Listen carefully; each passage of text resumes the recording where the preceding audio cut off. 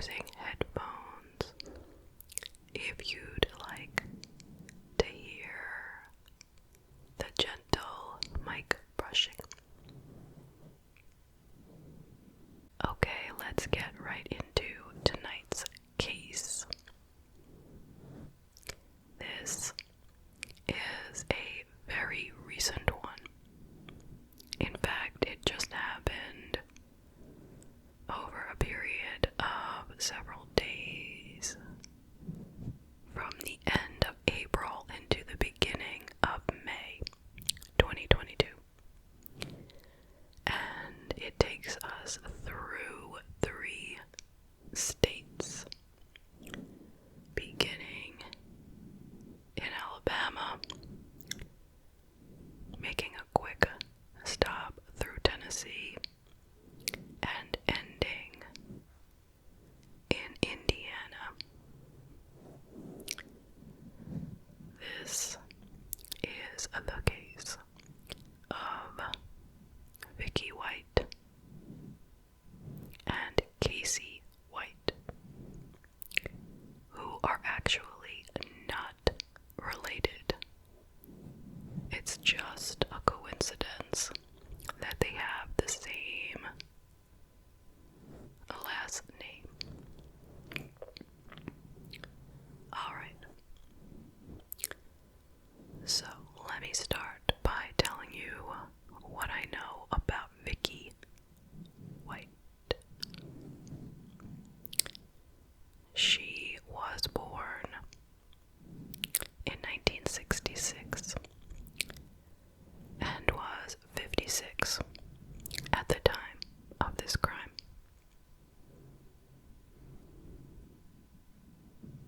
She was raised in Alabama. I have no information about her childhood, but in 2002,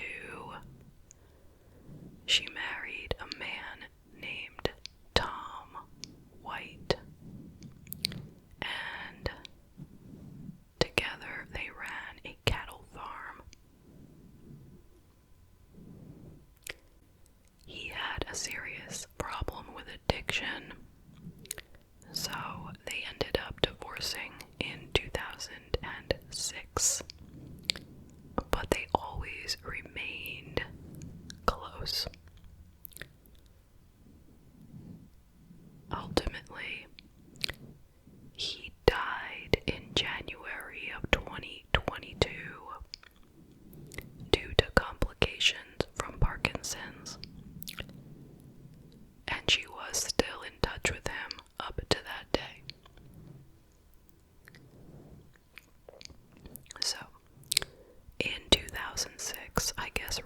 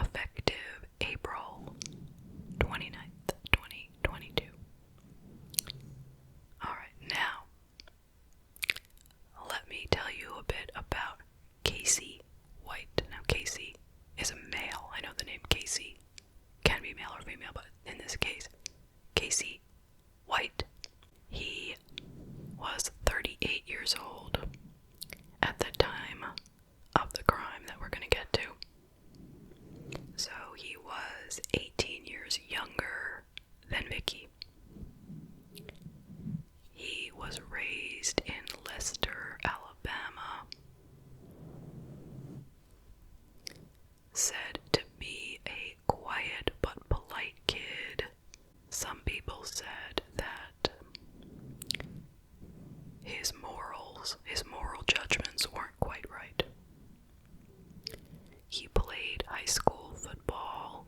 According to his mother, he had been diagnosed with bipolar disorder and schizophrenia, and he did not like taking his medications, and he always needed someone to help care for him. That's coming from his mother. At some point along the line, he had 2 children, and there was 1 grandchild as well. Casey was a very big man. He was 6'9" and weighed over 300 pounds, just so you can get a good mental picture. In 2010, he attacked a male relative with the handle of an axe, and he was found guilty and sentenced to 6 years in prison. He must have gotten out a little early because by 2015 he was out and he committed a huge spree of crimes. So I'm going to glance at my notes for this crime spree. So as I said, it was 2015. He committed a home invasion, 2 carjackings, multiple shootings in Alabama and Tennessee. He tried to murder his ex-girlfriend in a jealous rage and kidnap her 2 roommates. And he killed a dog. So, he got 75 years for that crime spree. And while he was in there, in September of 2020, for some reason, he confessed to I guess you'd say, cold case. In 2015, while he was still out in that same year of his crime spree, there was a woman named Connie Ridgway who was about 58, and she had been murdered during a home invasion, and they had never figured out who did it. So he said that it was him, and that he was paid to do it. So at the time of this confession, they transferred him to the Lauderdale County Detention Center, where Vicky White worked. Now, he recanted this confession, so he turned around and said, no, you know what, I didn't actually do it. But it was too late. They wouldn't just let him take it back like that, and he was to go to court and face a case of capital murder for this one. Now, his mother said that he didn't do it, but he only said he did it so he could get transferred to a different jail because he was getting stabbed repeatedly at the jail that he was in, at the prison that he was in. That's what his mother said, okay? Now, the evidence did not show that he had committed the murder of Connie, but it did seem to show that he had committed the burglary.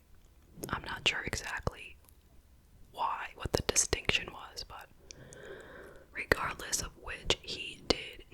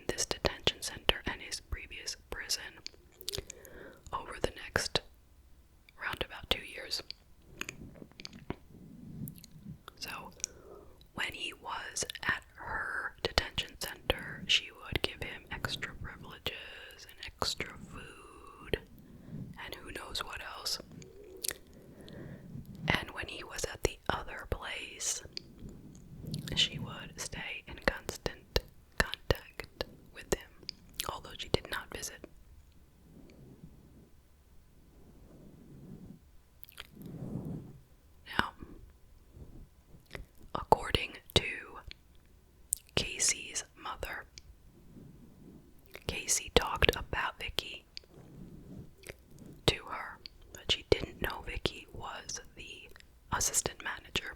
She didn't really know who she was, but she felt that Casey was deeply in love with Vicky, and she said that Vicky had sent gifts to Casey's children and grandchild. So she felt that Vicky truly loved Casey as well. So clearly at some point Casey and Vicky decided that she would help him escape and the two of them would go on the run. And I am going to go through a timeline of how this whole thing went down. So, starting on April 18th, this is all in 2022, Vicky sold her house at a major loss. She sold it for $95,000 when it was worth about $235,000. Then she moved in with her mother, who lived right next door, because she had sold the house, and she proceeded to take out this $90,000 in cash from the bank. Then, over the next few days, she went to Kohl's, Kohl's department store, and purchased men's clothing. She went to an adult store and purchased possibly lingerie and toys. We don't know exactly what.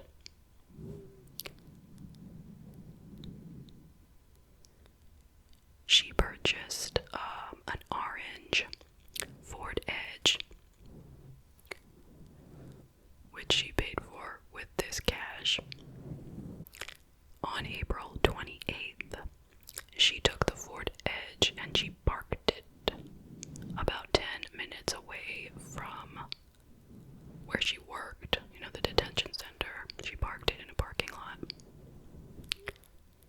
Now, on April 29th, she showed up for work. At 9:30, she told the other staff there that she would be taking Casey White out for a mental health evaluation. Prior to his court date, he needed an evaluation. She would be taking him, and then she would be going herself to the urgent care because she wasn't feeling well. Now, it was against the rules for one person to take Casey out like that. And he didn't actually have an appointment for an evaluation. But anyway, she takes him out in the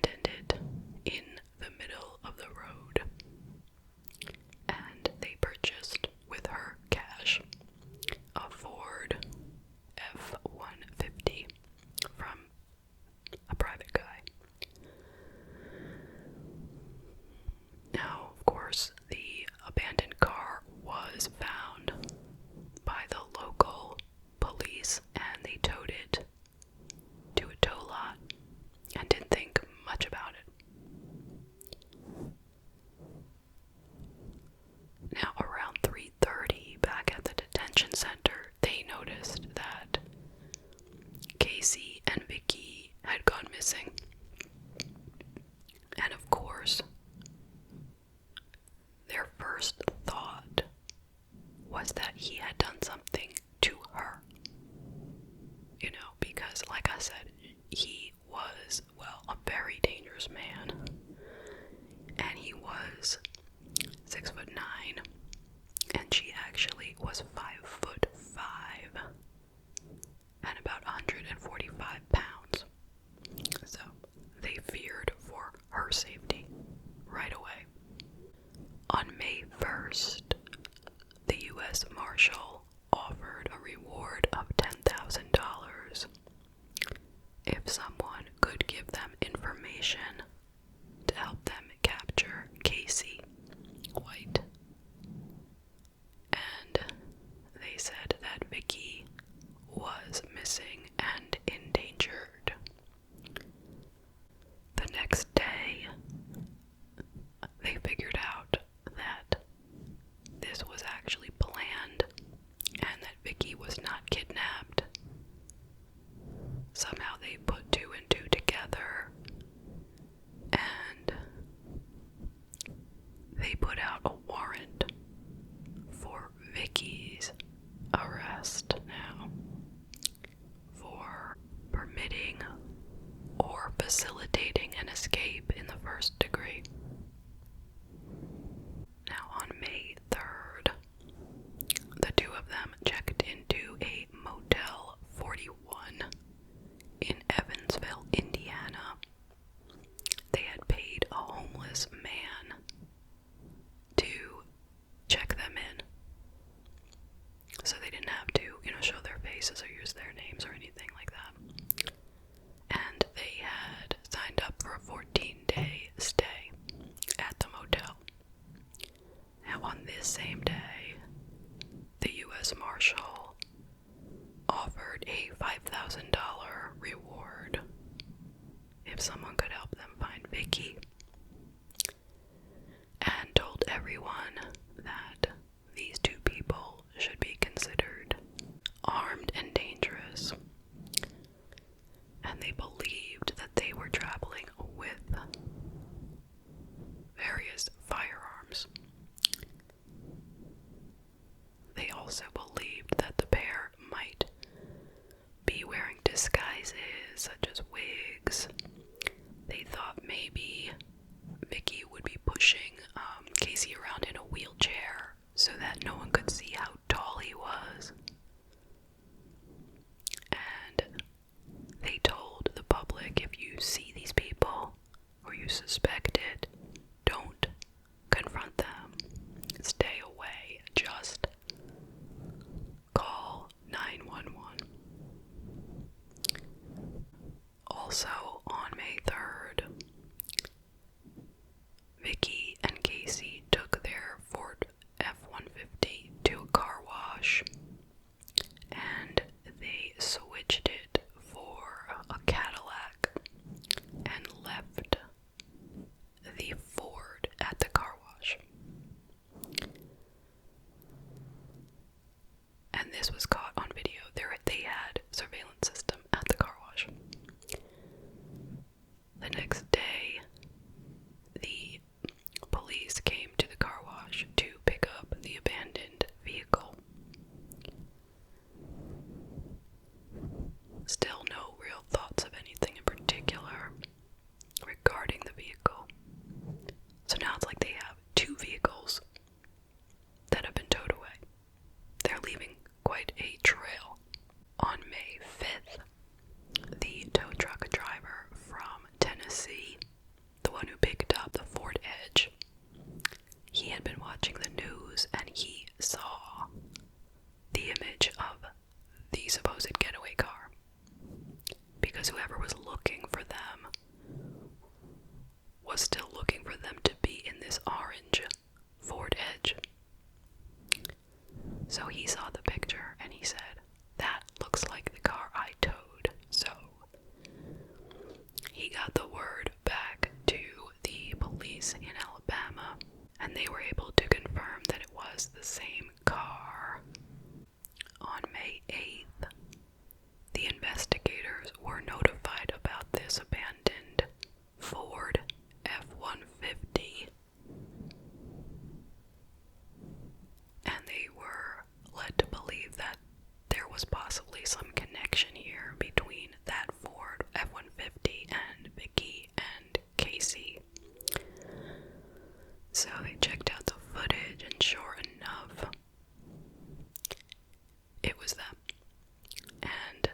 they know? They also saw footage of the Cadillac at the car wash, so they knew they were looking for this particular Cadillac, and they were staying in a hotel in the same town as the car wash, Evansville, Indiana.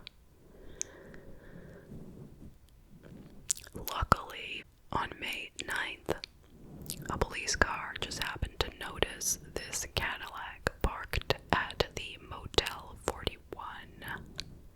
So, of course, he got back up, and they watched the car until the couple came out, got in the car, started driving, and the police started following them.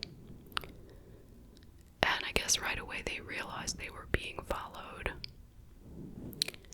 So they drove into a field. I'm not sure what they were thinking, but they drove the car straight into a grassy field.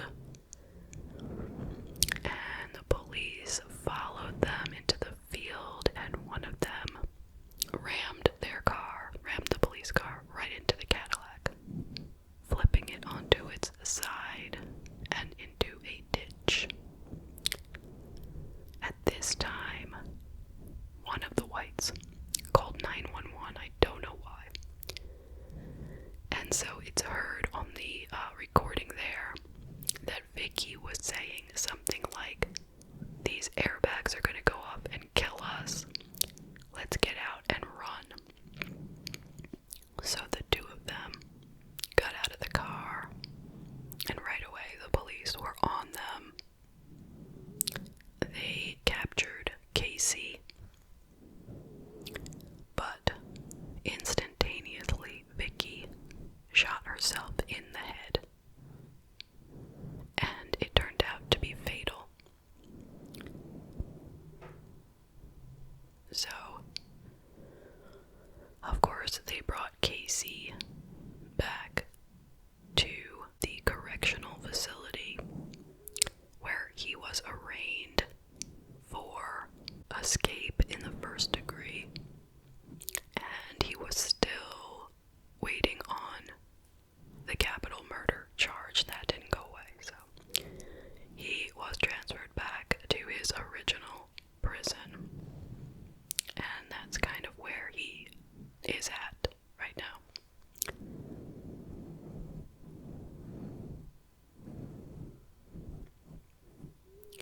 And Vicky was sadly laid to rest shortly thereafter.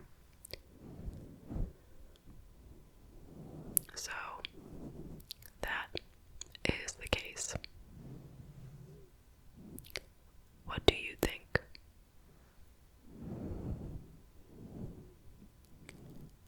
Now, of course, my heart goes out to anyone who was negatively affected by this crime.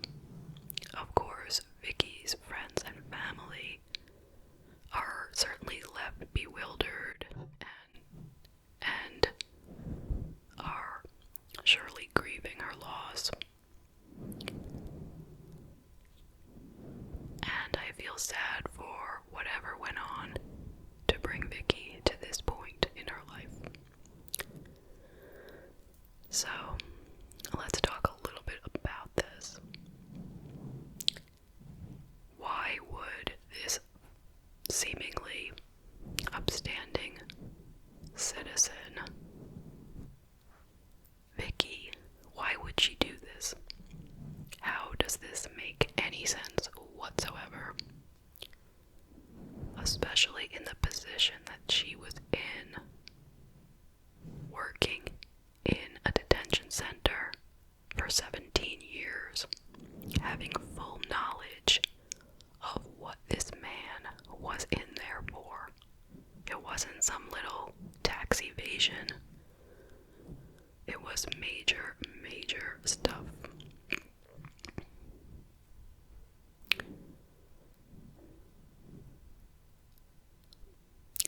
We often hear about women who are in these pen pal relationships with prisoners, and they ultimately hope to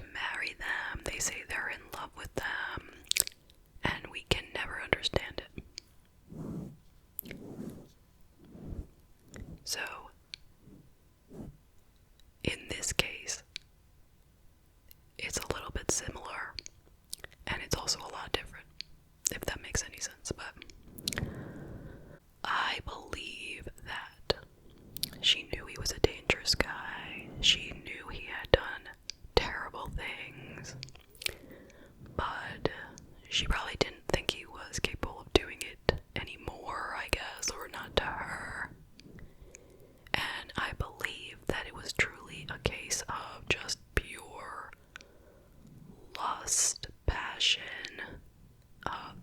She thought she was in love. He made her feel really good about herself. And she was blinded by that. She just couldn't see anything other than that. You know, when you have a crush on someone or you're infatuated with them, you're like blind to everything. You're blind to all their faults or how the relationship could be bad and all. You don't care. In the beginning, that is, you know, when you're in that phase, and that's the phase that she was in with him. They hadn't gotten to any point of real everyday in and out normal relationship kind of stuff.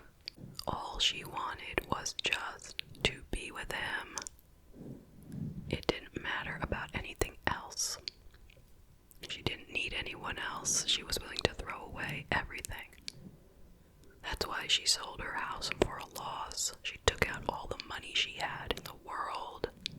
She was willing to spend it in any way she needed to in order to be with him. And they got all these weapons and everything because Casey had said that they did plan on having a shootout with the police if need be. So they were just going to live a life of disguise for as long as they needed to, apparently.